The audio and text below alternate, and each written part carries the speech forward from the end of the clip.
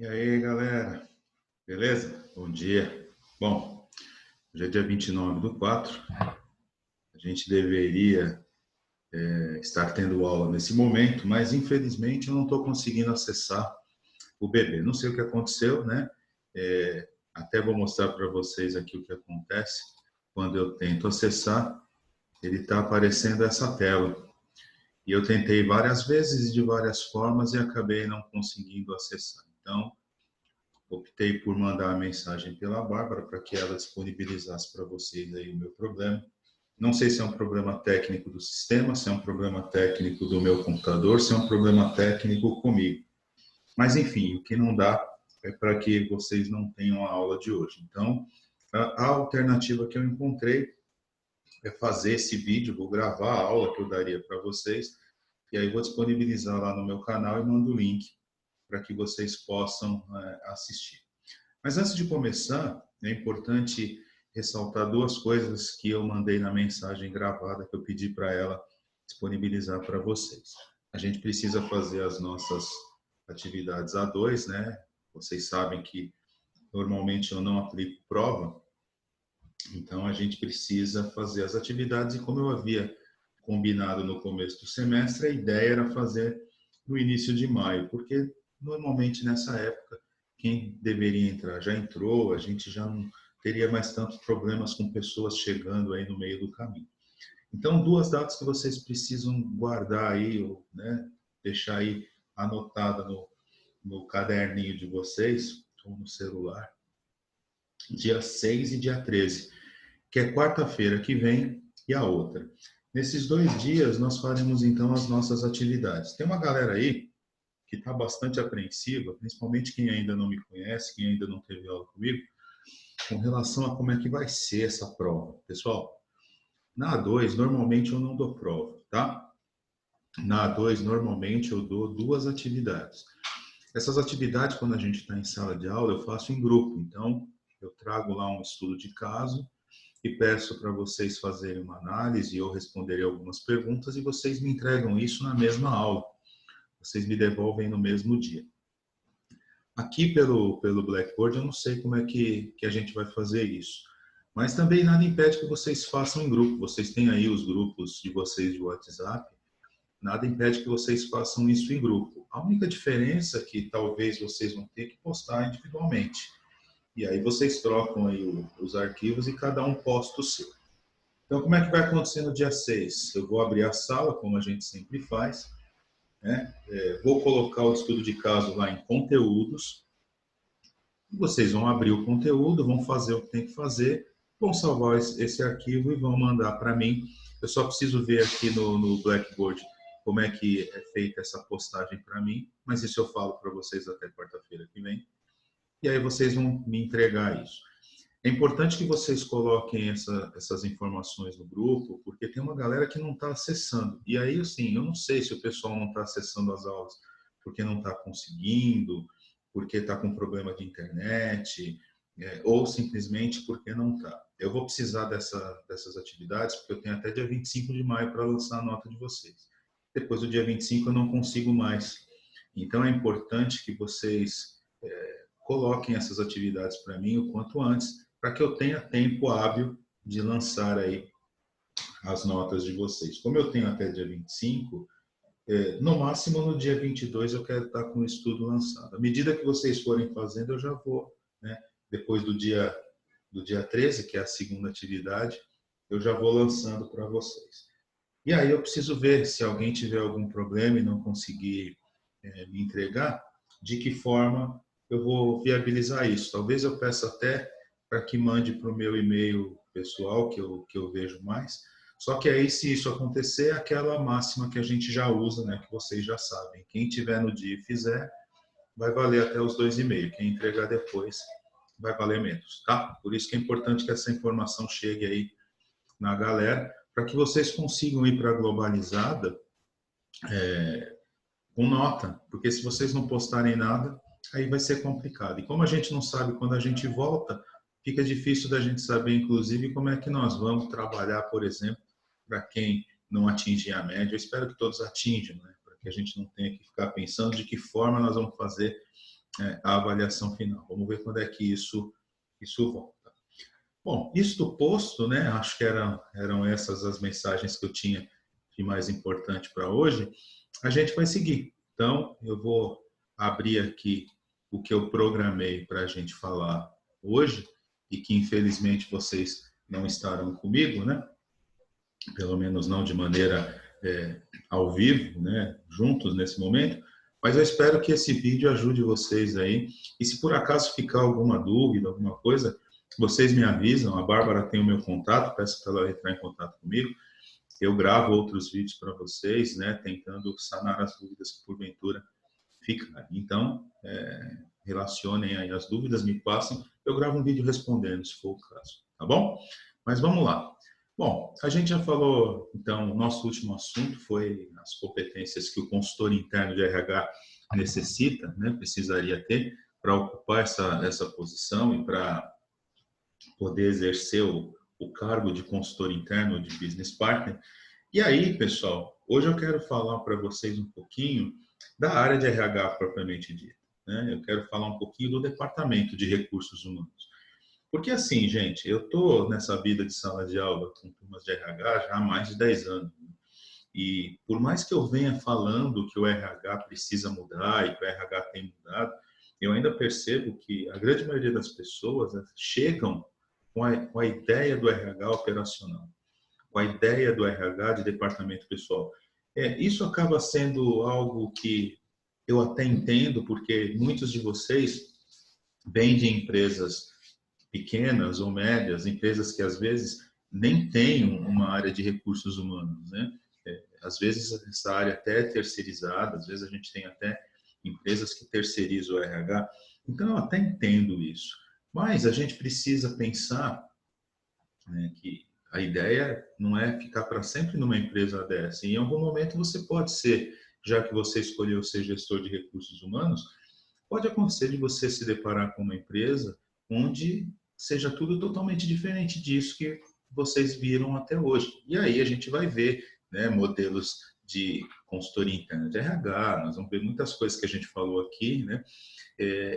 E a gente vai ter que ter, pelo menos, a noção do RH, né, estratégico, mesmo que seja numa situação onde você, de repente, esteja migrando do operacional para o estratégico. Então, a gente vai começar a falar aqui do que muda no RH com a implantação do modelo de consultoria interna. E se a gente for pensar em tudo que a gente já falou, desde quando a gente estava junto em sala de aula, até os momentos que a gente começou a se comunicar por aqui, eu acho que já deu para perceber que exige uma mudança da empresa como um todo, e essa mudança é uma parte do RH, porque é o RH que vai iniciar esse processo, né, de mudança, tentando aproximar o departamento de recursos humanos das outras áreas da empresa e dessa forma melhorar os processos, melhorar as pessoas, enfim, conseguir uma melhora significativa como um todo.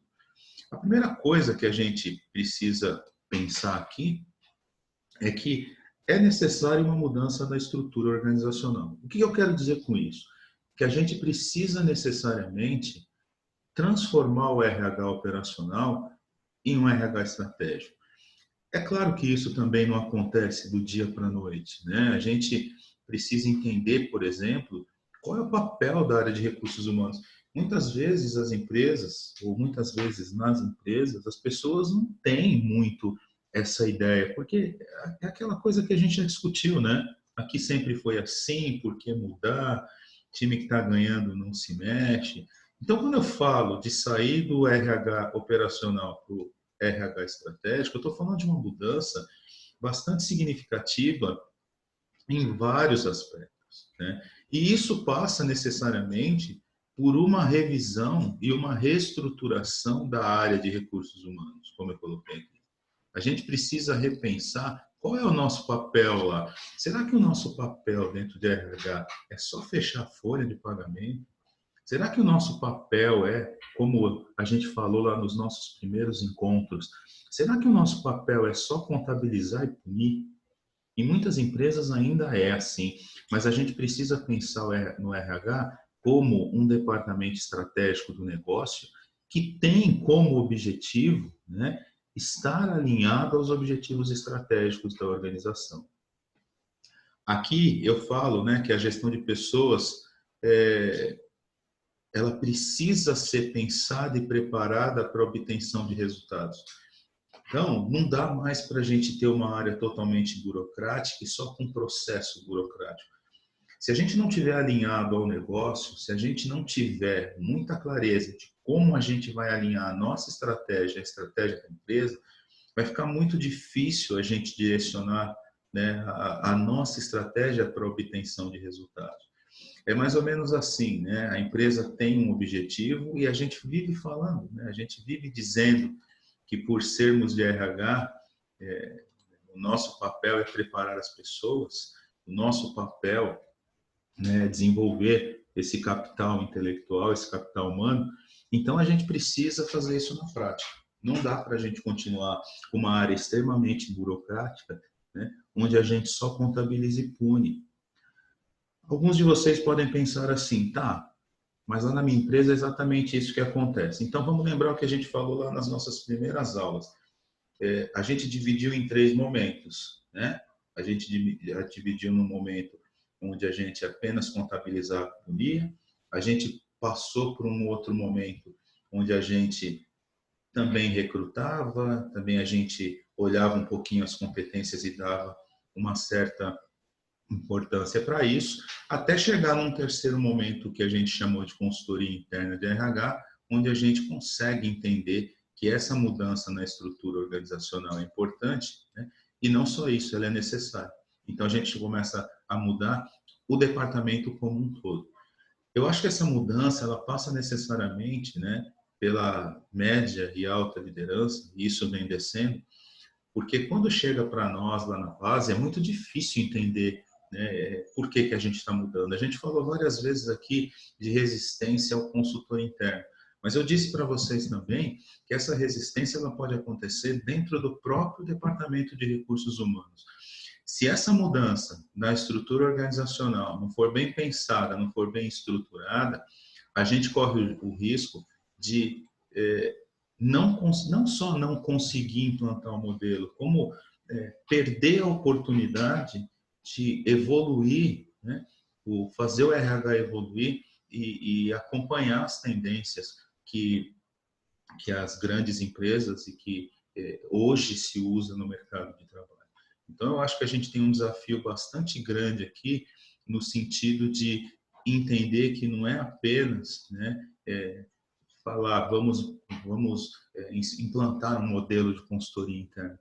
A gente precisa entender todo o trabalho que está por trás disso. E a gente já falou bastante aqui das pessoas, a gente falou de processos, né? Quando a gente falou da importância de ver se os como é que chama, meu Deus? Me fugiu. Bom, mas enfim, eu lembro daqui a pouco. Os procedimentos, lembrei. A importância de ver se a empresa tem procedimentos, se esses procedimentos ainda atendem, de mapear competências, mas tudo isso faz parte, né, dessa mudança de estrutura. Eu não posso mais ter um departamento de recursos humanos trancado dentro de uma salinha onde ninguém tem acesso, né? Aí você tem na porta lá somente pessoas autorizadas. Tudo bem, eu até entendo que as pessoas não podem ficar entrando e saindo do departamento de RH. Então, que o RH faça esse papel e que saia, e que vá para fora. Não dá para a gente ficar preso lá. Quando eu falo dessa mudança de estrutura, na verdade, o que eu estou querendo dizer é exatamente sair do operacional. É óbvio que o operacional vai continuar existindo, mas a gente não pode ser só operacional. A gente tem que conduzir a área de recursos humanos ao estratégico. Esse é o grande ponto. Esse talvez seja o grande desafio que a gente tem, né, no momento de implantar um modelo desse. Porque como a mudança se faz necessária, a gente vai precisar fazer isso na prática. Bom, mudando aqui, né, de slide para a gente seguir, além da estrutura, a gente tem que mudar as pessoas também. E essa mudança também não é uma mudança fácil, porque as pessoas resistem mais à mudança, né? As pessoas resistem muito à mudança porque, normalmente, a mudança, ela vai se apresentar, não tem muito para onde fugir, né? Ela vai chegar, cada vez ela vem mais rápido, mas normalmente quando essa mudança se apresenta, a primeira coisa que as pessoas pensam é o que vai mudar para mim.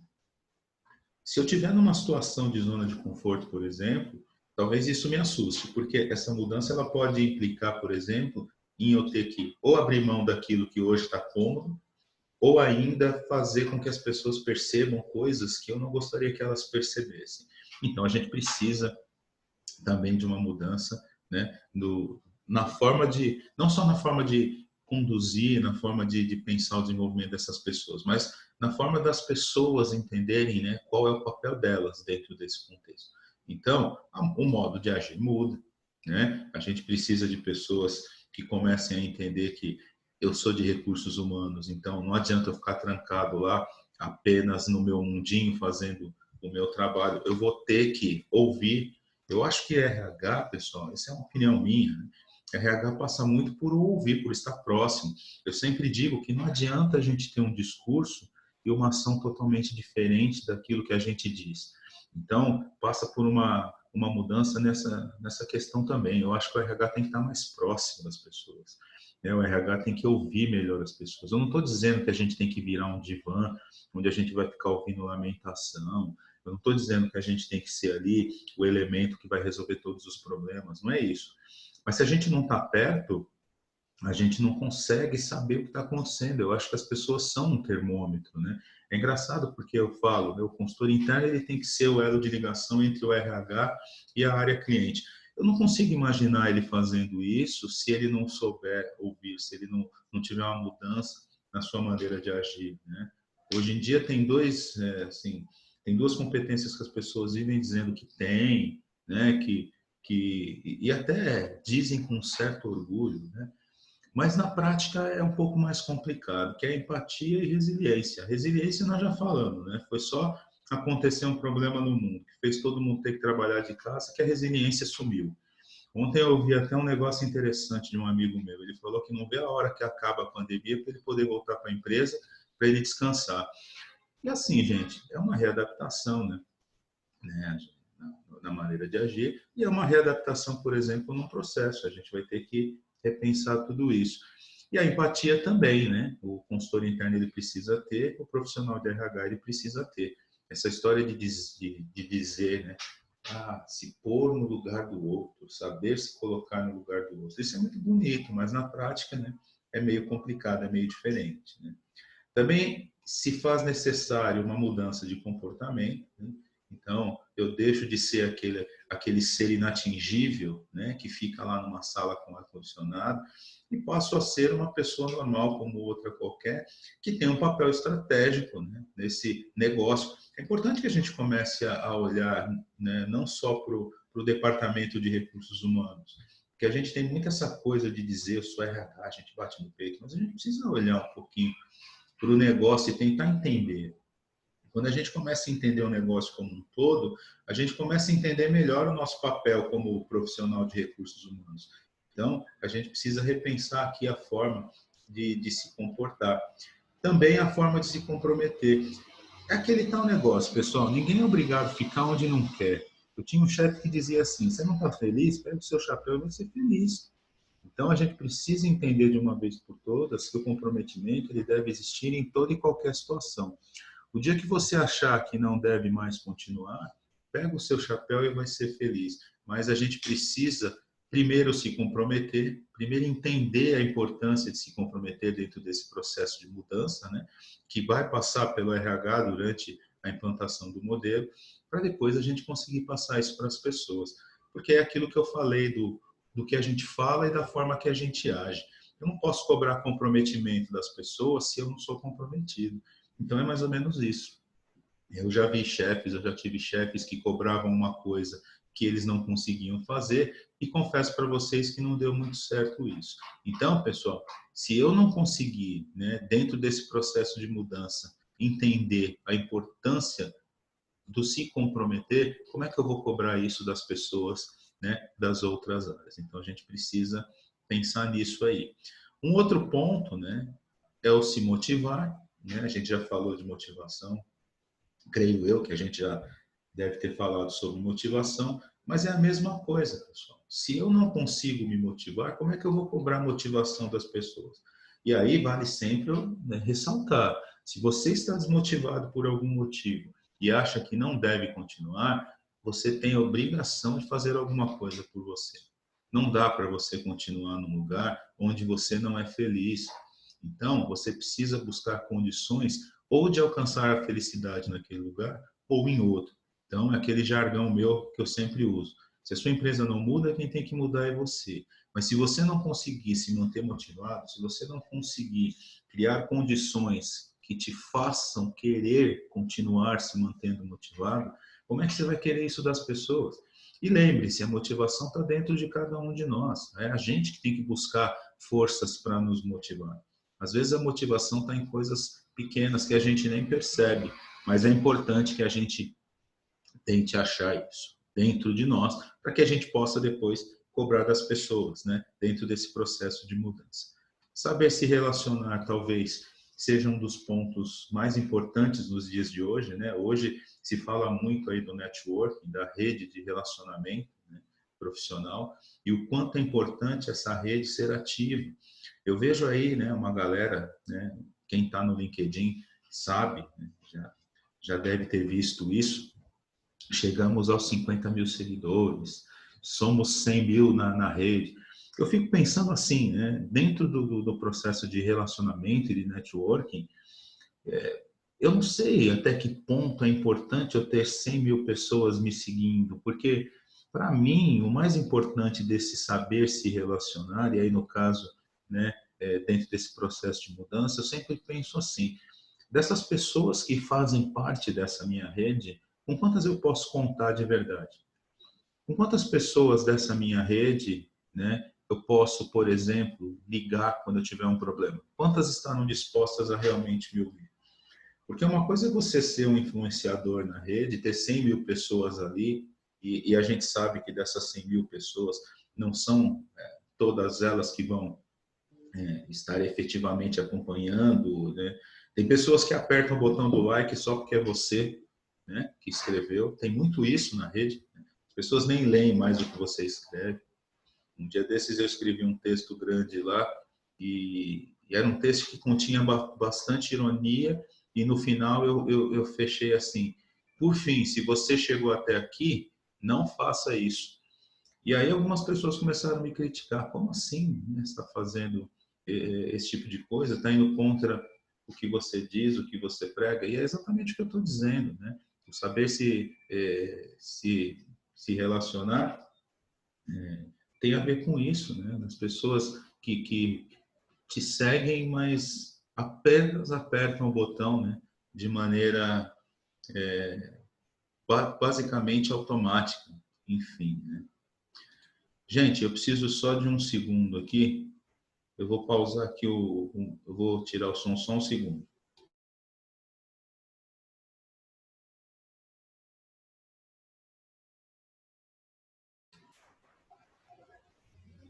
Bom, voltamos aqui, pessoal. Então, vamos lá. Então, saber se relacionar nos dias de hoje é fundamental. Então, esse tal desse networking, ele é importante no sentido de que as informações elas estão cada vez mais restritas. Então, você ter aí pessoas do seu círculo, da sua rede de relacionamento, né, mais próximas de você, pode facilitar esse processo de mudança. Então, a gente sai de algo que até bem pouco tempo atrás era muito mais comum, muito mais fácil de observar, que era o eu, né, isolado ali no meu cargo, na minha mesa, e hoje a gente começa a falar de outra coisa, que é o que está aqui no item de baixo, né? É o saber estar junto, saber trabalhar com outras pessoas. Então, isso é bastante importante, porque na teoria a gente sempre fala, né, que é bastante simples fazer isso aqui. Basta a gente saber qual é o papel de cada um dentro dessa equipe, os prazos que a gente tem, os recursos, e cada um fazer efetivamente aquilo que se espera. Mas quando a gente leva isso para a prática, a coisa não é tão simples assim. Na verdade, a coisa não é tão simples assim, nem quando a gente fala aqui de se relacionar. Saber se relacionar dentro do ambiente de trabalho também não é uma coisa tão simples assim, né? Então, a gente precisa mudar um pouquinho a forma como a gente vê isso, porque senão a implantação ela pode ter problemas, ou o modelo pode ter problemas durante a implantação. Então, percebam, não adianta eu mudar a estrutura se eu também não mudar o comportamento, se eu não mudar a forma de agir das pessoas. Até porque são elas que vão, né, efetivamente fazer essa mudança acontecer. Essa mudança ela só vai acontecer, né, a mudança da estrutura ou a mudança do departamento como um todo, se as pessoas entenderem e se elas se comprometerem a mudar também. Se isso não acontecer, muito provavelmente a gente vai ter algum problema aí durante a implantação, durante o processo de implantação desse modelo. Bom, além das pessoas, né, a tecnologia também muda. Então, não dá para a gente imaginar uma mudança desse tamanho, uma mudança dessa magnitude, sem a tecnologia nos auxiliando, né? E isso acaba sendo uma condição para a implantação desse modelo. Se vocês pensarem em tudo que a gente falou até agora, né, fica muito difícil imaginar tudo isso sem o uso da tecnologia. Então, a gente sai de um momento onde a gente tinha pessoas que estavam muito preparadas e focadas ali nos processos, e hoje o que a gente tem, o que a gente precisa para tentar viabilizar a mudança desse modelo, né, é a tecnologia que está aí disponível, né? A gente tem bastante acesso a ela e muito dessa tecnologia até de maneira gratuita.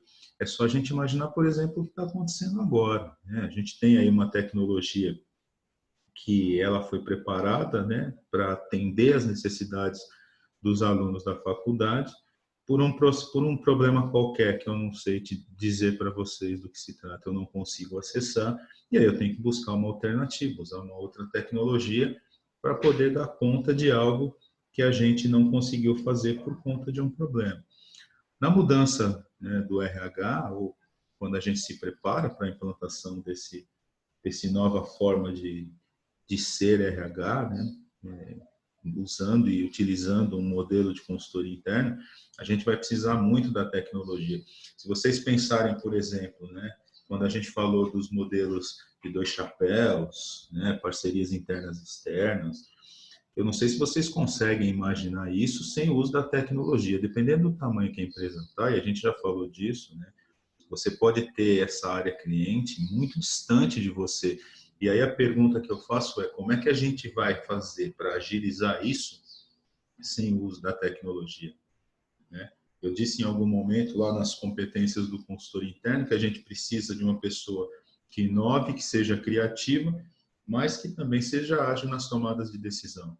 Eu não consigo ver isso sem a tecnologia. Então a tecnologia ela acaba ocupando um papel importantíssimo dentro dessa mudança que vai acabar acontecendo dentro da organização, né?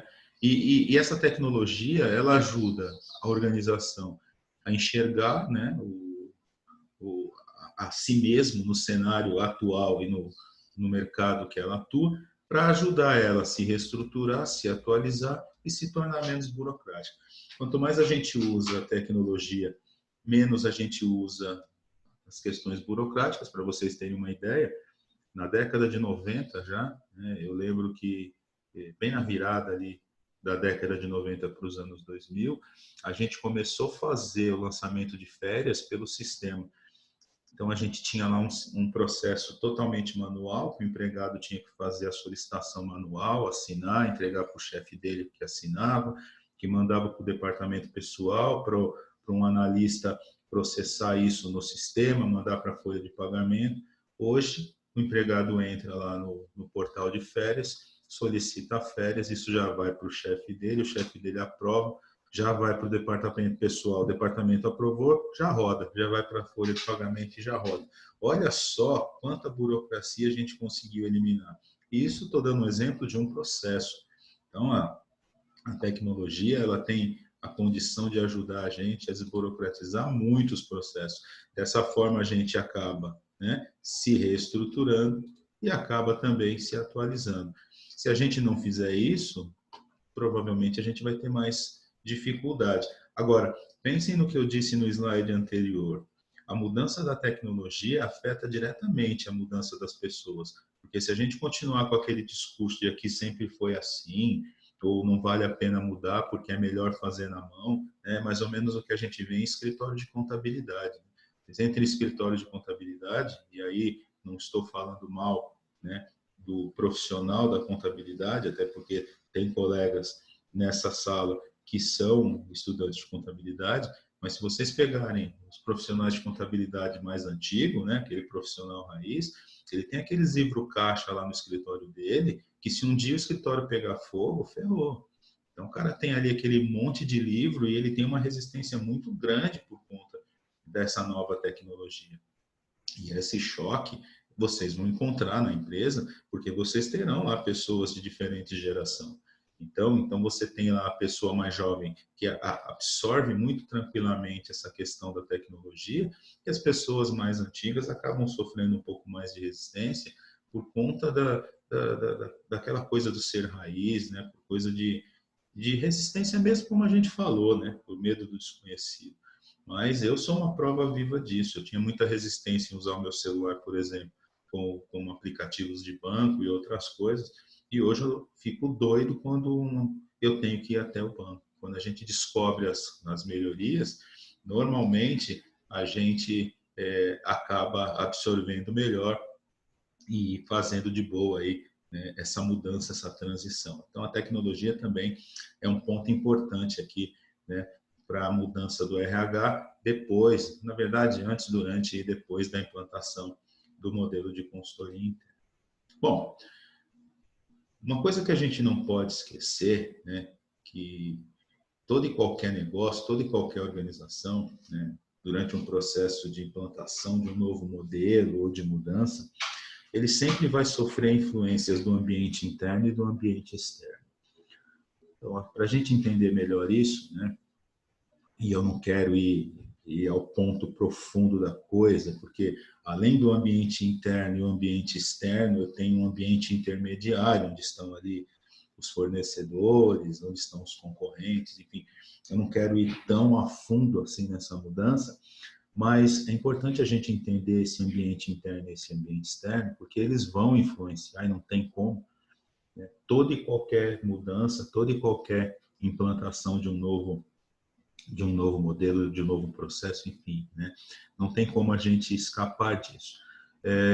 E essas influências, elas acontecem constantemente, elas vão estar presentes o tempo todo. Para a gente entender melhor, eu trouxe aqui para vocês alguns exemplos, né, do que compõe esse ambiente interno e esse ambiente externo, para vocês entenderem melhor o que eu estou querendo dizer.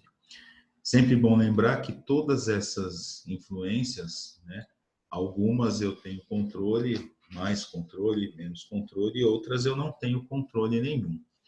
E aí, quando a gente pensa no planejamento para tudo isso, é sempre bom a gente lembrar disso.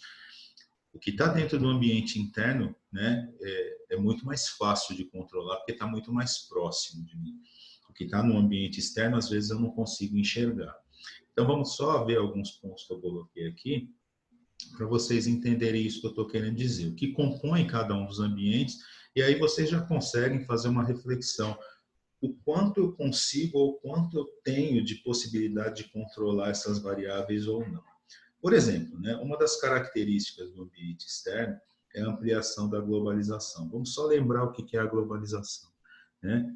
Em meados da década de 90, o mundo inteiro se conecta e fica todo mundo junto e misturado ao mesmo tempo. A isso se deu o nome de globalização, né? Então, cada um ficou perto do outro, independente do lugar que ocupa no globo, por um clique.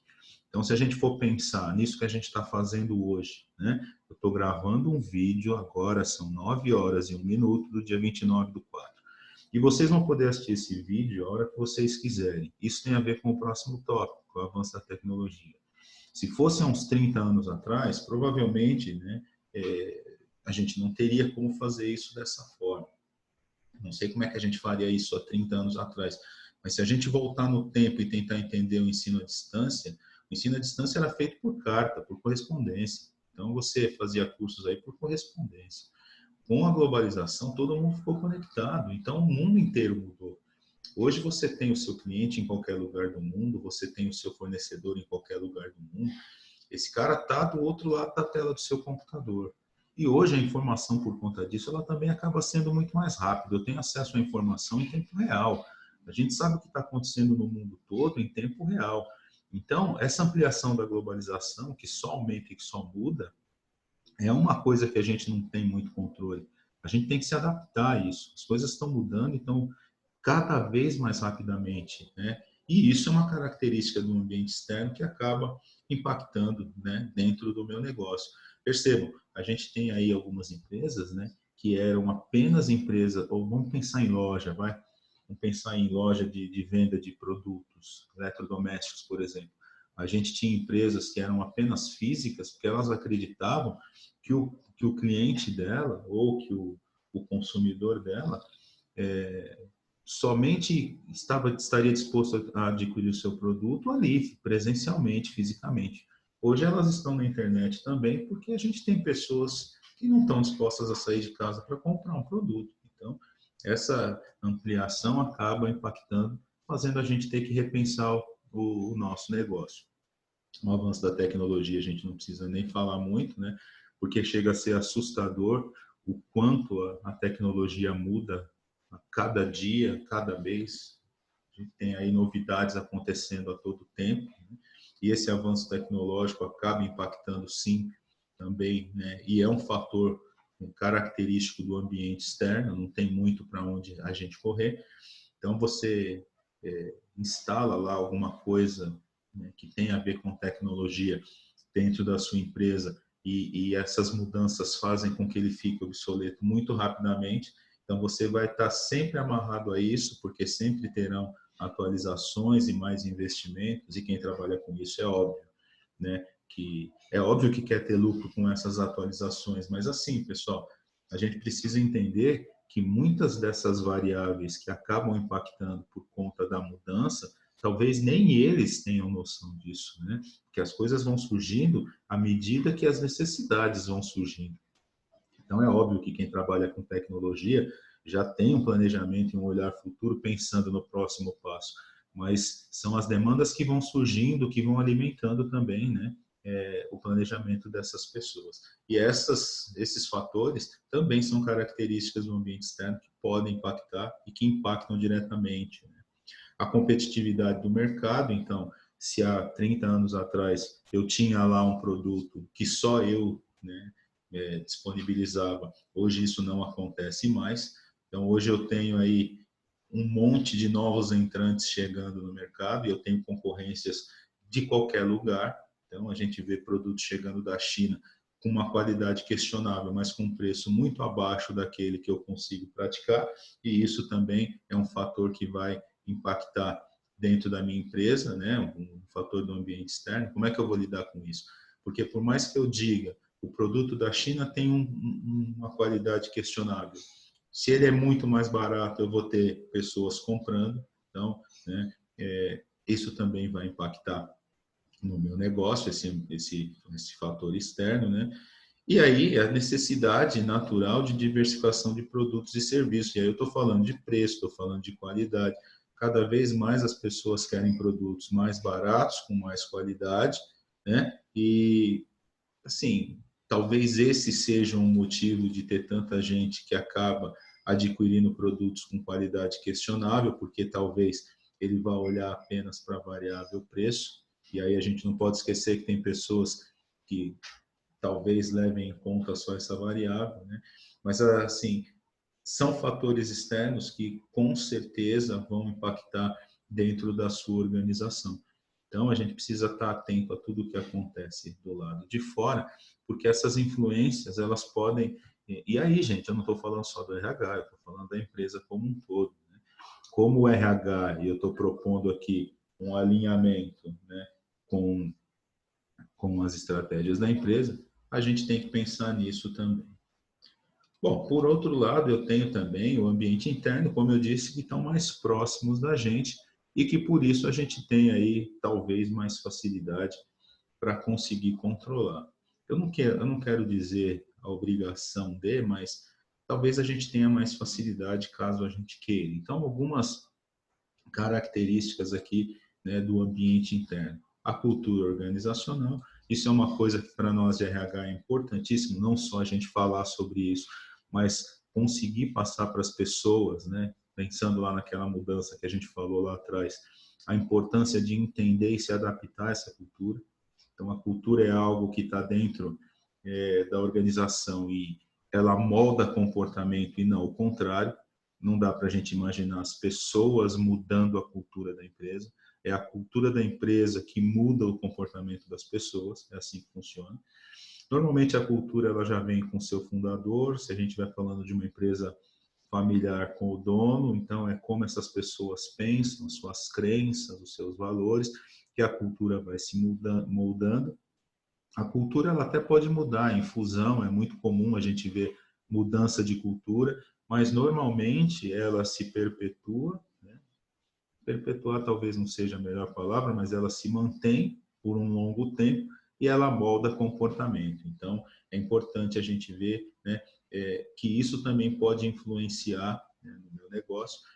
Se a gente for pensar no RH, é importante a gente entender a cultura de RH da nossa empresa, né? Se eu tenho uma cultura de RH conservador, talvez eu tenha mais dificuldade de fazer a implantação de um modelo desse. Se a cultura da empresa for conservadora, talvez eu tenha muita dificuldade de fazer a implantação desse modelo, porque as pessoas não vão querer, por exemplo, investir em algo que elas não têm certeza se vai dar certo.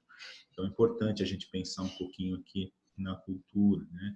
As próprias pessoas, né, que estão associadas a essa cultura, mas também são características ou fazem parte do ambiente interno, então a gente precisa entender como é que essas pessoas se relacionam, né? Quais são as dificuldades, de que geração elas são, se tem muito conflito por conta disso, né? Então as próprias pessoas que são, de certa forma, guiadas por essa cultura e acabam também fazendo parte dessas características do ambiente interno, mas são variáveis mais fáceis de controlar. Eu digo mais fáceis, mas assim, mais fáceis que as externas, né? Não estou dizendo que necessariamente são fáceis, estou dizendo que são mais fáceis que as características do ambiente externo, né? As diretrizes estratégicas, e aqui tem um problema, a gente falou disso, tem até um vídeo que eu gravei para vocês falando disso, mas eu ainda vejo muitas empresas que não se dão ao trabalho, né, de deixar claro isso, e a gente tem a obrigação de disseminar isso de cima para baixo. A gente, como gestor, tem a obrigação, né, de disseminar isso para que as pessoas conheçam essas diretrizes estratégicas. E aí também não quero me alongar muito, porque tem um vídeo falando só disso aqui, que eu mandei para vocês, e alguns aspectos que mostram que também tem a ver com cultura, com diretrizes estratégicas, né? Como que essa empresa pensa o marketing dela, como que ela trabalha, né, os aspectos financeiros, de produção, enfim. E a gente poderia até incluir aqui os aspectos de recursos humanos, né? Então, como eu estou falando de características do ambiente interno, para nós de RH é importante olhar tudo isso. Por exemplo, até bem pouco tempo atrás se discutiu o seguinte: quem é responsável por se preocupar com o marketing é o marketing. E só. Agora, vamos pensar o seguinte, né? Será que as outras áreas, o financeiro, a produção e as outras áreas também não têm que se preocupar com isso? Vamos fazer diferente aqui a pergunta. Será que o marketing não tem que se preocupar com a produção? A gente só precisa entender o que é marketing, né? Marketing, né, a gente pode definir como uma ferramenta estratégica que tem como objetivo entender para atender às necessidades do seu cliente. Será que se eu me aproximar da produção, eu não consigo melhorar essa percepção do entender para atender? Então, nós estamos falando de características do ambiente interno, que apesar de estarem em departamentos diferentes ou não necessariamente próximos, precisam ser pensados de maneira conjunta, porque, como eu disse agora há pouco, nós estamos falando do negócio e não apenas de pessoas, né, isoladas no seu cargo. Então, essa forma de olhar para fora e para dentro, ela acaba sendo importante na hora da gente tomar algumas decisões. E uma das ferramentas que a gente utiliza, ou que as organizações utilizam para fazer isso, é a matriz SWOT, né? Ou a análise SWOT, que é uma ferramenta bastante estudada lá no marketing, processos gerenciais também vê bastante lá na hora do planejamento de marketing, e que eu vou mostrar para vocês como é que funciona, para que vocês tenham uma noção, alguns de vocês talvez até já conheçam, mas a ideia não é aprofundar aqui na matriz, nada disso, é apenas dar para vocês uma noção para que vocês entendam como é que ela funciona. Então, eu trouxe aqui um exemplo de uma matriz SWOT do McDonald's, tá? Deixa eu só apagar a borrachinha, pegar a borrachinha aqui, apagar essa linhazinha aqui. Então, vamos lá. Primeiro, por que ela chama análise SWOT ou matriz SWOT? Porque a gente pegou, né? Ela utiliza a inicial de 3 palavras em inglês que em português significam força, fraquezas, oportunidades e ameaças. Então, assim, pessoal, quando a gente pensa em forças e em fraquezas, deixa eu aumentar aqui. Deixa eu ver se eu consigo aumentar aqui. Olha, consegui. Quando a gente pensa em forças e em fraquezas, eu estou falando de ambiente interno. E quando eu falo de oportunidades e ameaças, eu estou falando de ambiente externo. Então, olha só a análise que nós vamos fazer aqui. Nós estamos falando aqui de 4 quadrantes, onde eu tenho aqui o ambiente interno na parte de cima e onde eu vou analisar em que eu sou bom, em que eu não sou muito bom ou em que eu preciso melhorar. Quando eu olho para fora, quando eu falo aí de análise externa, oportunidade, em que o meu concorrente não é tão bom e isso pode gerar uma oportunidade para mim. Em que o meu concorrente é muito bom e isso pode gerar uma ameaça para mim. Entendam, é uma visão dupla. Eu olhando para o meu concorrente olhando para mim. Eu espero uma oportunidade a partir de uma fraqueza dele. E ele vai fazer o mesmo comigo. E eu preciso estar atento às ameaças dele, principalmente levando em conta as minhas fraquezas, para que eu possa me preparar. Então, a gente pode pensar aqui em pessoas, em produto, em qualquer coisa que a gente estiver analisando. Por exemplo, aqui na matriz SWOT do McDonald's, algumas coisas que ela identificou como força. Em que ela é força? Nome e marca de reputação forte no mercado mundial. Nós não estamos entrando aqui no mérito se o lanche é bom, se o lanche é ruim, se as pessoas gostam, se faz bem. Não.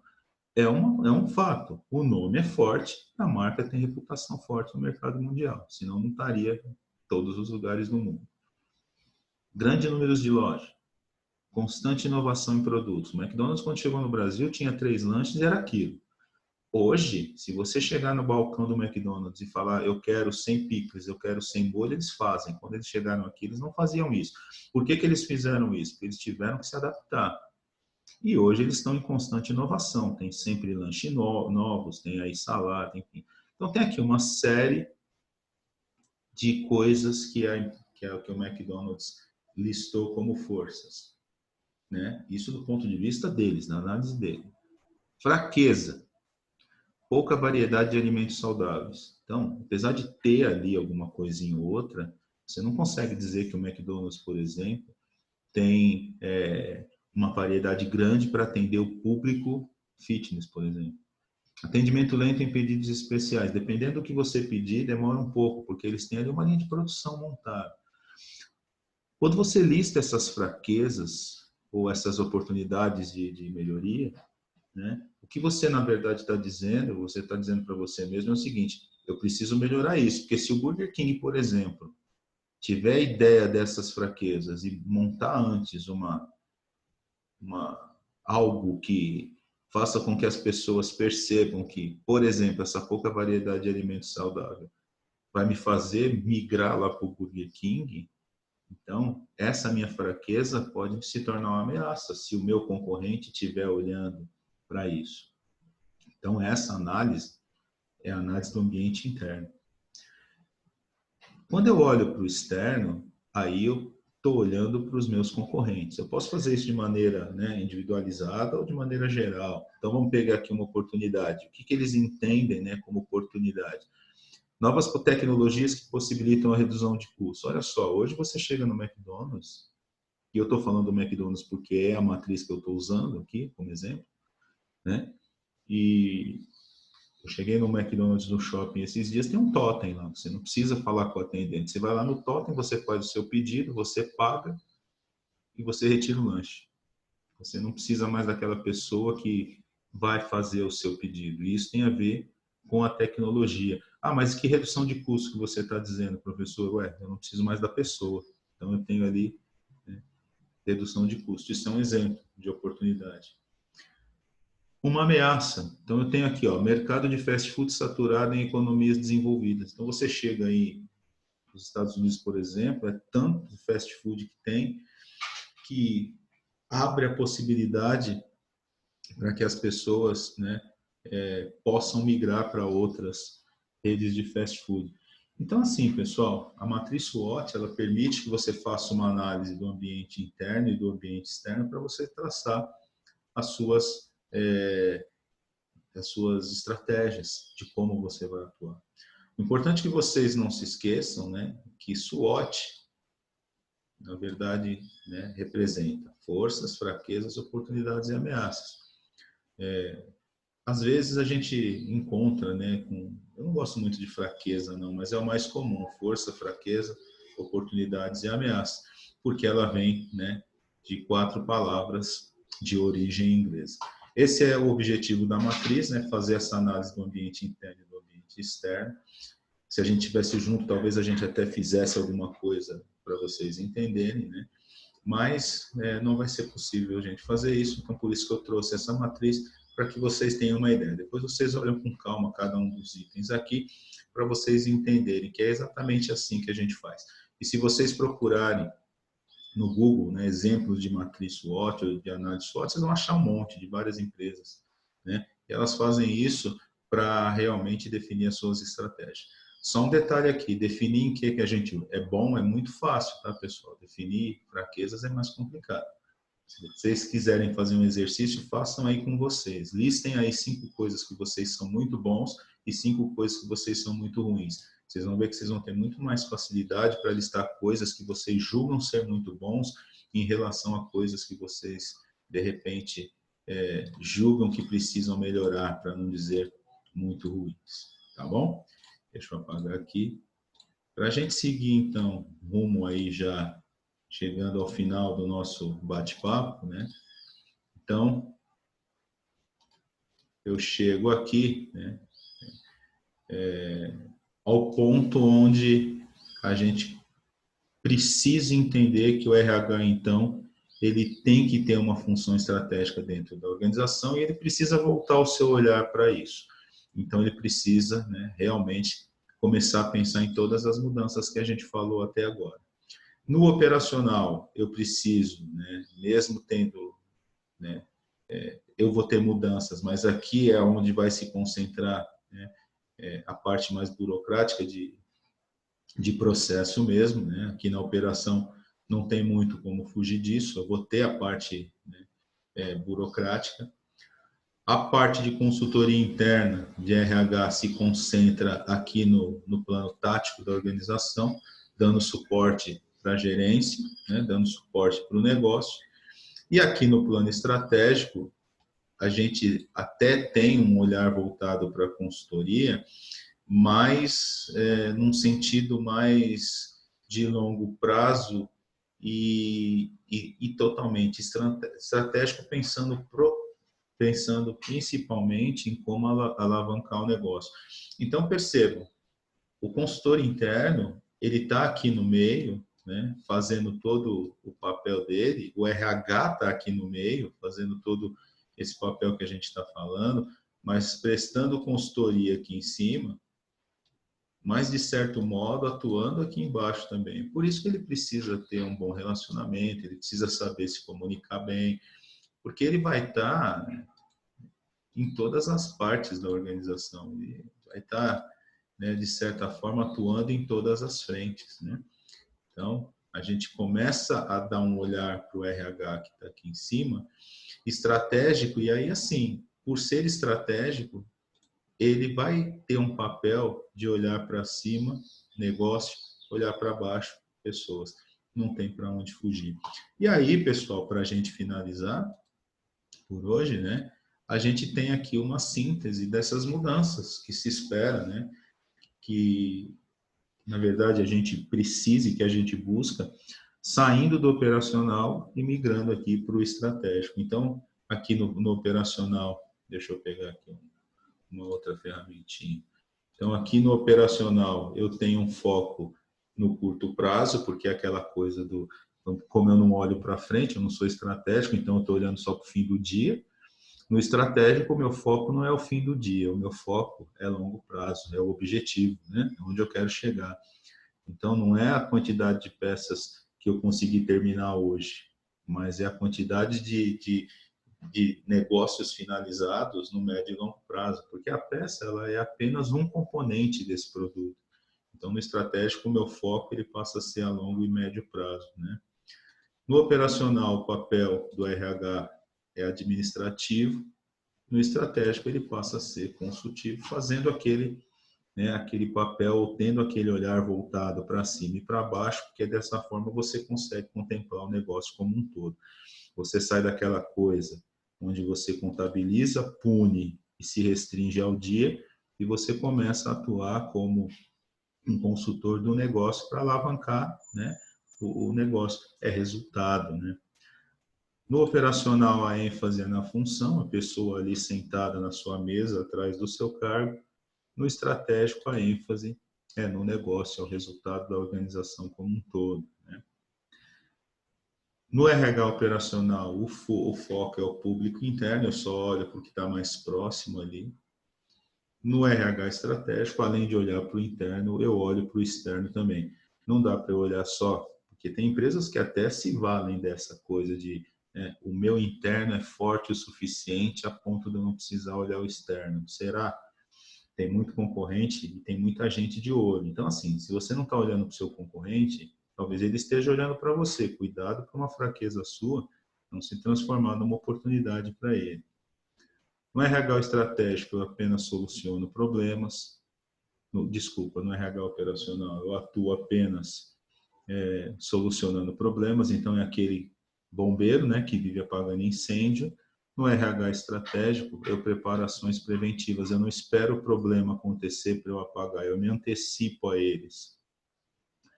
No RH operacional, o foco é nos processos, nas atividades, como eu disse. No RH operacional, o foco são nos processos, nas atividades individualizadas, então é aquilo que a gente falou, o foco no curto prazo, né? É a peça que eu fiz hoje. No RH estratégico, o foco passa a ser, então, os resultados. Não importa quantas peças eu fiz hoje, mas quantos produtos eu entreguei lá no final da linha e quantos desses produtos chegaram de maneira correta e em tempo, na mão do meu consumidor, que é o que mais importa. Então, assim, pessoal, em alguns momentos aqui eu falei da organização como um todo, né? Em outros momentos eu falei do negócio. É importante que vocês entendam que a implantação do modelo de consultoria interna, ela passa por todos aqueles assuntos que a gente já tratou, né? Do olhar para a organização, de mudança, de quebra de resistência, de aquisição de competências específicas para esse profissional, mas passa também necessariamente pela mudança da área de recursos humanos. E isso passa pela forma de pensar das pessoas de recursos humanos. A gente tem um trabalho grande aí, porque o RH ele tem muitos vícios e as pessoas, a gente fala, né? As pessoas resistem à mudança lá na linha de frente, quando a gente quer implantar um modelo, mas essa resistência ela pode acontecer com a gente também. Então é importante a gente resgatar o que a gente falou de resistência, porque isso pode acontecer dentro do próprio departamento de RH. E é importante a gente começar a pensar nisso e ter esse olhar antes da implantação do modelo. E por fim, importante também a gente lembrar, né, de olhar sempre para dentro e olhar para fora. Olhar só para dentro pode ser insuficiente ou pode ser um erro, ainda mais num mundo totalmente aberto e globalizado como o de hoje. A ferramenta, a matriz SWOT é uma excelente ferramenta para fazer isso. Se vocês quiserem, né, busquem aí um pouquinho mais de aprofundamento sobre esse assunto, né? Façam um exercício aí, peguem a empresa que vocês trabalhem, tentem listar os pontos fortes, os pontos fracos, né? E tentem buscar isso também numa concorrente de vocês, né? Porque é uma ferramenta simples de fazer e bastante eficiente no que se refere, então, a esse olhar para dentro, esse olhar para fora. Bom, meninos e meninas, o que eu tinha para falar para vocês é isso. Hoje era isso, né? Infelizmente, a gente teve esse problema tecnológico. Vou postar esse vídeo lá no meu canal, mando para vocês o link. Espero que vocês tenham entendido, espero que tenha ficado bastante claro. Se por acaso tiver alguma dúvida ou tiverem dúvidas, eu peço que vocês listem isso, passem para a Bárbara. Ela passa para mim, eu faço um vídeo aí contemplando todas as dúvidas e mando para vocês. Semana que vem, então, nossa primeira atividade valendo nota. Eu espero que na semana que vem o sistema abra para que vocês possam fazer e me entregar no mesmo dia para a gente ficar livre. Desejo aí um final de semana tranquilo, um bom feriado para vocês. Não esqueçam, sexta-feira é feriado. Aproveitem. Para quem vai trabalhar, bom trabalho. Para quem vai ficar em casa, continue em casa. E a gente vai se falando. Foi um prazer mais uma vez. Um abraço. Detalhe, tinha me pedido para finalizar com Earth, Wind and Fire. Eu não lembro quem foi que pediu para finalizar com Earth, Wind and Fire. Então, assim, pessoal, eu gosto muito de Earth, Wind and Fire, né? Mas, assim, tem duas canções que eu gosto muito deles. Uma é Let's Groove, que é mais pegada, e tem uma outra que é mais romântica, que eu gosto bastante, que chama Reasons. Então, como me pediram para finalizar com Earth, Wind and Fire, eu vou finalizar com Reasons, que é uma canção que eu gosto, e como tem feriado aí, né, para os apaixonados de plantão poderem, né, já começar a programar aí o seu feriadinho. Então, vou colocar aqui para vocês um pedacinho, para quem não conhece, depois procura no YouTube.